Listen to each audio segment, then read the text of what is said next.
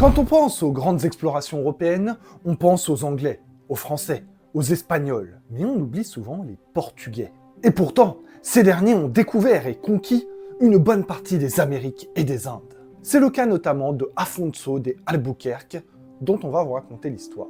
Un amiral qui a considérablement augmenté l'influence portugaise dans l'océan Indien. On y va.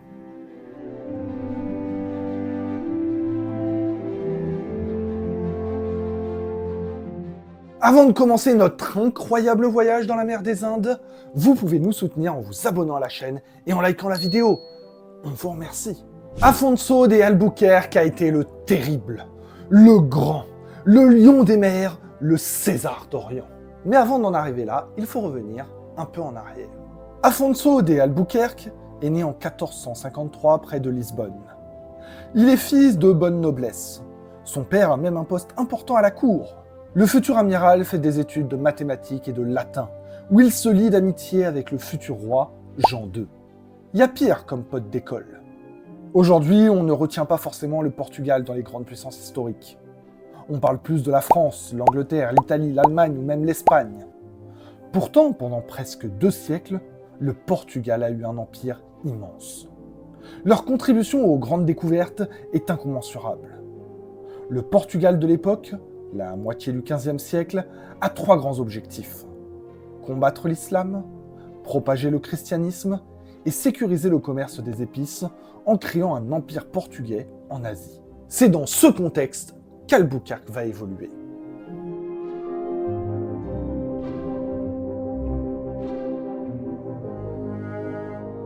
Albuquerque commence sa carrière militaire en 1471. Il participe à la conquête de Tanger et d'Arzila au Maroc et y sert comme officier durant quelques années.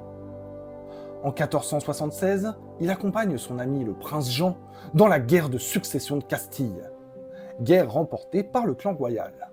4 ans plus tard, il participe à repousser l'invasion ottomane dans la région des Pouilles, en Italie. Lorsqu'en 1481, Jean devient Jean II, roi du Portugal, Albuquerque est remercié de ses succès en étant nommé maître de la cavalerie. Pendant de nombreuses années, il fait des allers-retours entre l'Europe et l'Afrique du Nord, le plus souvent avec succès, même si en 1495, son frère Martim meurt lors d'une bataille à Arzila.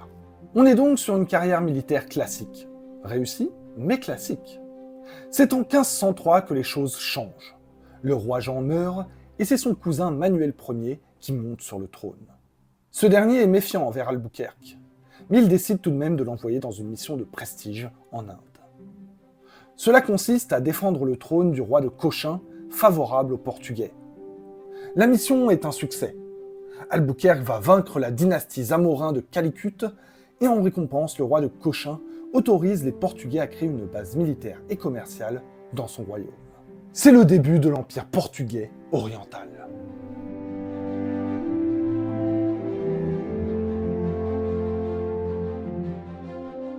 En 1504, Albuquerque revient au Portugal, où il est très bien accueilli par le roi Manuel.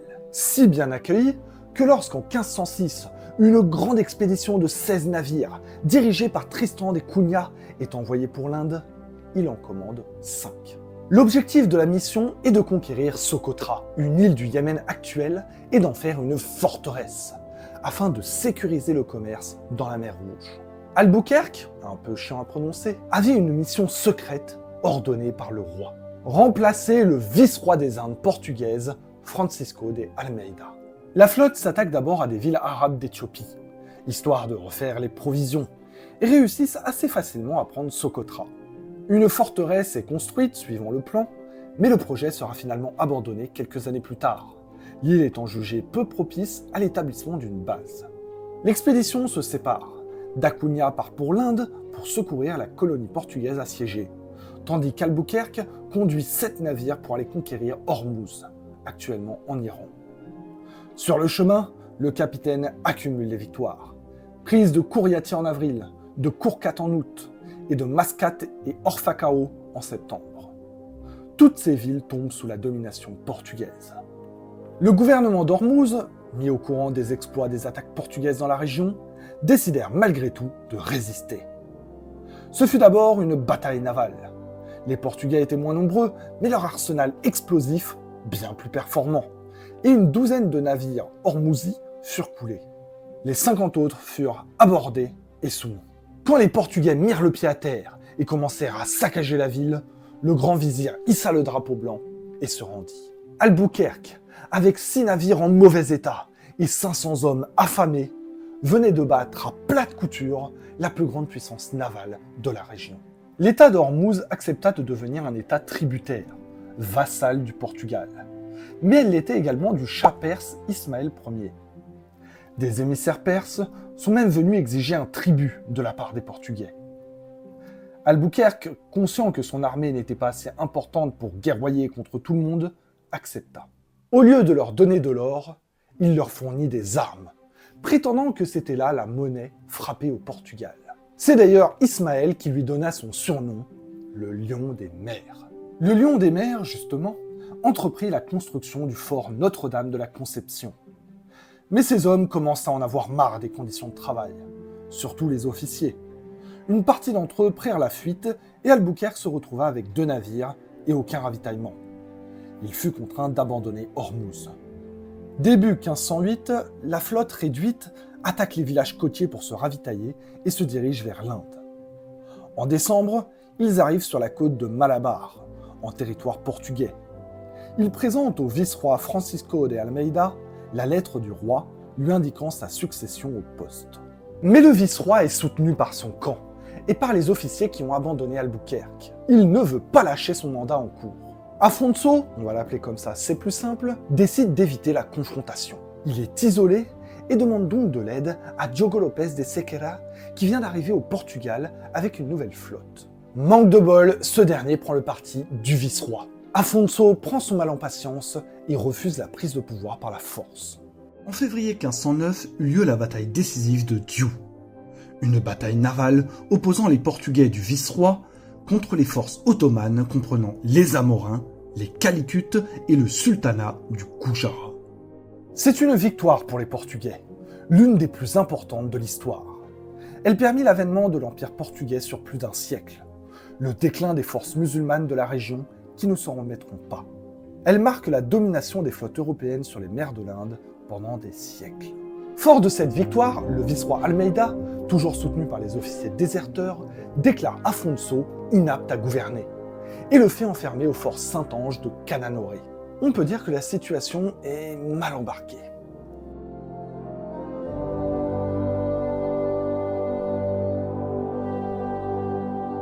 Trois mois de détention pour Afonso de Albuquerque. Il faut attendre l'arrivée du maréchal Fernando Coutinho pour changer les choses. Coutinho, c'est l'un des militaires les plus importants du royaume portugais. Il se ramène avec 15 navires et 3000 hommes. Et surtout, il vient pour faire appliquer les volontés du roi. Almeida est congédié et renvoyé au pays, et Afonso devient gouverneur de l'Inde portugaise. A noter qu'Almeida sera finalement tué lors du voyage retour par les Kwekwe, une tribu d'Afrique du Sud. Mais le vrai but de Coutinho, sa vraie mission, c'est de conquérir le sultanat de Calicut. Et il souhaite qu'Afonso l'accompagne. C'est d'ailleurs Afonso qui gagne les premières batailles. Sauf que Coutinho, il n'est pas content. Un peu jaloux, et décide d'envoyer toutes ses forces piller le Grand Palais. Et ses troupes vont tomber dans une embuscade. Coutinho ne survit pas à la bataille. Afonso, lui, réussit à s'enfuir en coulant 20 navires ennemis, mais sera gravement blessé. Les Portugais se reposent. Il faut rassembler une nouvelle flotte de 23 navires avec 1200 hommes, et c'est bon, on peut repartir à l'attaque. Quelle va être sa cible? La flotte du sultan mamelouk en Égypte? Reprendre Ormuz? Non. L'objectif, c'est Goa.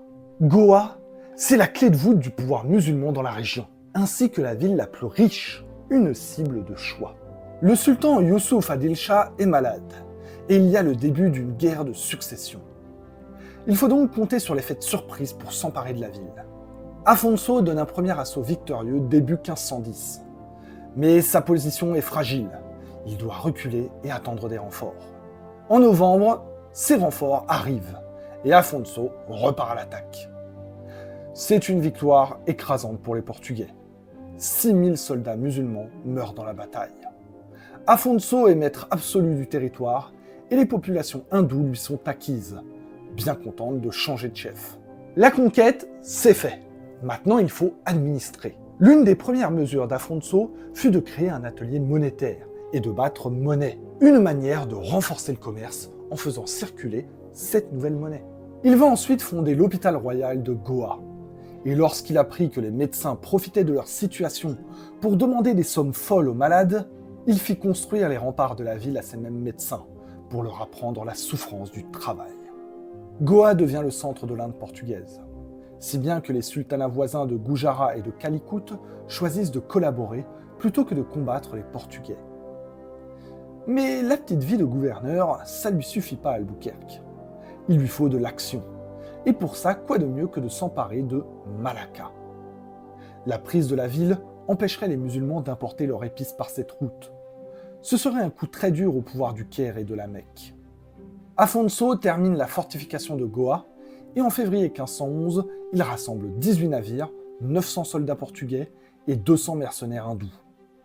Sous son commandement, on trouve un certain Ferdinand Magellan, qui deviendra quelques années plus tard le premier homme à prouver la rondeur de notre planète. D'ailleurs, si ça vous intéresse, on a fait une vidéo sur le sujet. Malacca est l'une des villes les plus riches des Indes. Elle est protégée par 20 000 soldats. Ses seules faiblesses sont ses nombreuses constructions en bois et l'impopularité de son sultan, Mahmoud Shah, accusé de favoriser les musulmans aux hindous. Afonso se rapproche de la ville et ses exigences sont hautes. Il demande la maîtrise de la navigation régionale, la libération des prisonniers chrétiens, le paiement d'un tribut et l'autorisation de construire un comptoir commercial certifié. Le sultan libère les prisonniers mais refuse le reste. Il n'est pas impressionné par la flotte portugaise. Les premiers assauts ne donnent pas grand-chose, mais les assaillants réussissent à débarquer, et c'est la bagarre. L'armée musulmane est combative, et elle utilise des éléphants de guerre, mais les Portugais sont trop forts. Le 15 août 1511, la ville de Malacca est conquise et pillée. Mais les commerçants ayant demandé l'aide des Portugais sont épargnés. Une fois la ville prise, il faut éviter qu'elle retombe aux mains de l'ennemi. Pour cela, Afonso fit fortifier la ville, en faisant construire une forteresse en utilisant les pierres des mosquées et des cimetières. Afonso prend ensuite la mer pour rejoindre la côte de Malabar et envoyer des navires au Portugal. Les bateaux contenaient des trésors de toute l'Inde, notamment des offrandes du roi de Thaïlande pour Manuel Ier, roi des Portugais. Le navire fit naufrage. Afonso put y réchapper, mais les trésors étaient perdus. L'administration de l'Empire portugais des Indes se passe parfaitement.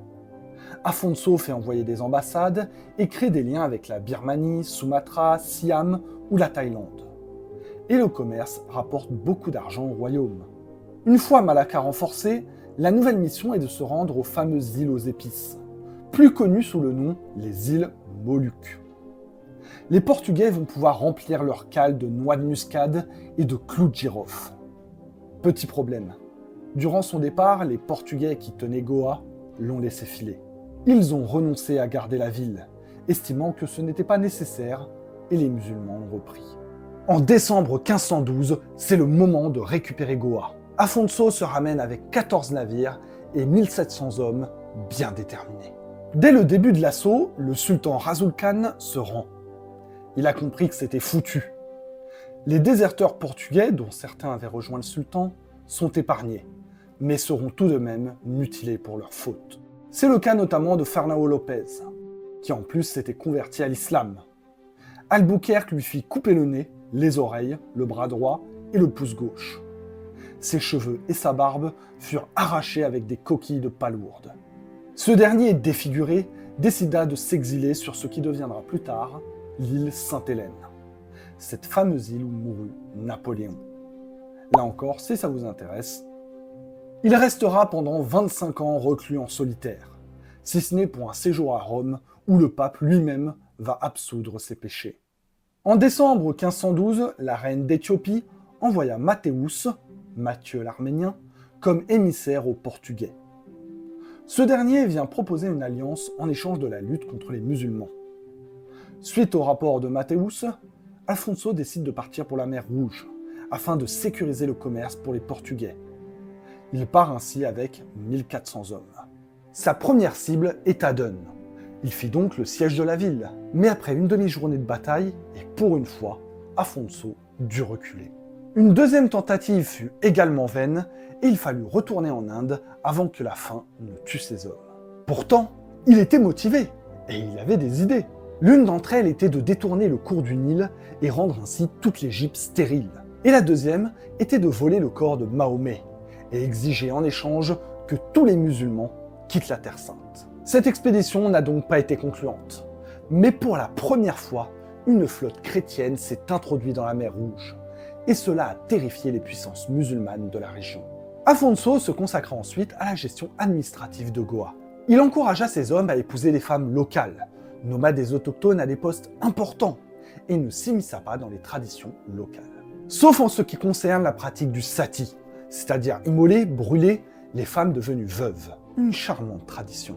Afonso envoie une délégation au Portugal, comprenant des animaux venant des colonies comme le rhinocéros, ainsi que de nombreuses richesses. Ce rhinocéros, appelé Genda, fera grande sensation, au point que le roi Manuel l'offrit au pape. Mais durant le voyage jusqu'à Rome, le navire coula et la pauvre bête avec. En 1515, Albuquerque aimerait bien reprendre Ormuz.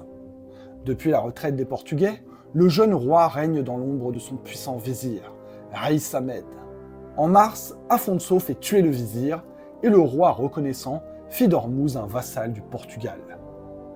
Comme à son habitude, Afonso, à peine arrivé, fait construire une forteresse, malgré la maladie qui empire, et le pousse à retourner à Goa en novembre. Il faut savoir que si Afonso est le maître absolu des Indes portugaises, au pays, sa cote de popularité n'est pas au top. De nombreux nobles souhaitent sa chute et plaident leur cause au roi. Selon eux, Albuquerque voudrait gouverner tout seul. Une flotte portugaise arrive et lui délivre la nouvelle. Il est remplacé dans ses fonctions de gouverneur d'Inde par son ennemi personnel, Lopo Soares de Albegaria. Dépossédé de son titre, malade et se sentant proche de la mort, il revêt l'habit de l'ordre de Santiago. Le 16 décembre 1515, Afonso de Albuquerque meurt à proximité de Goa. Il sera enterré dans la grande ville, pleuré par l'ensemble des habitants, portugais comme hindous. Quelques mois plus tard, le roi Manuel apprend que les Mamelouks d'Égypte sont en train de préparer une immense flotte. Il regrette d'avoir remplacé Afonso et envoie une lettre en Inde pour que le changement soit annulé. Mais bien sûr, il est trop tard. Le lion des mers était déjà parti. Afonso de Albuquerque fut l'un des plus grands conquérants de son époque. Trop souvent oublié, on voulait parler de cet homme qui réussit presque à lui seul à créer l'immense empire portugais des Indes. Dites-nous en commentaire si vous voulez qu'on fasse des vidéos sur d'autres grands explorateurs qui ont marqué l'histoire. En attendant, vous pouvez nous soutenir en vous abonnant à la chaîne, en likant la vidéo, en nous rejoignant sur nos réseaux Instagram et TikTok, dont les liens sont dans la description. Nous, on se retrouve bientôt pour une nouvelle histoire, et à la prochaine!